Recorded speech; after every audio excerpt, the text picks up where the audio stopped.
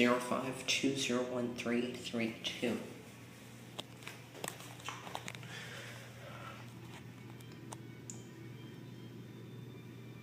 This might be brand new. Looks like 0 something. I think this is 2013. Yeah, I think that's the date. That's a large flapper. I guess this is supposed to be a high efficiency toilet. I don't know if I'd say it is or not. Here we go.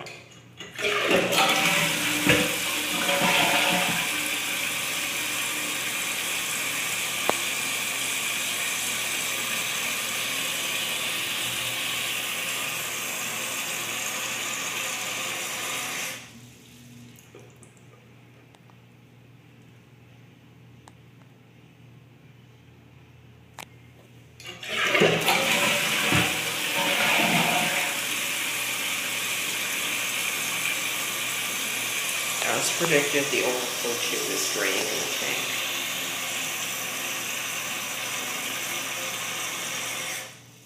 Actually, no, the refill tube, not the refill tube is draining into the tank, not the overflow tube like it should drain into.